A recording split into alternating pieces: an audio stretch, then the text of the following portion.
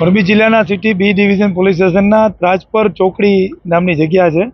ત્યાં એક બિલ્ડિંગ છે જે આખું કોમર્શિયલ બિલ્ડિંગ છે અને એમાં જે ઓફિસ ધારક છે એના પિતાજીનું ઉંમર વયસ્ક હતા, જેમનું મર્ડર થયું છે. આ કામે સંદીપ ગીરી એમના પુત્રએ ફરિયાદ દાખલ કરી છે અને મરણ જનાર જેઠાગીરી ઉર્ફે જેઠાગીરી અમલગીરી ગોસાઈ જાતે બાવાજી 65 વર્ષનાનું ખૂન થયેલ છે.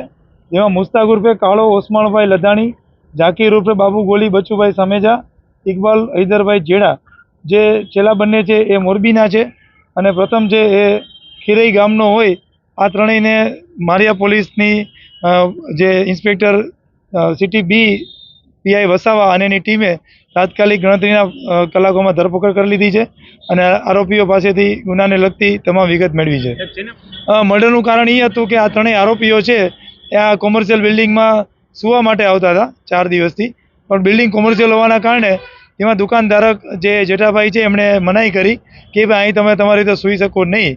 એટલે એનાથી ગુસ્સે ભરાઈને આ લોકો બીજી વાર આવ્યા અને આવી ઝઘડો કરી અને મરણ જનારનું મર્ડર કર્યું.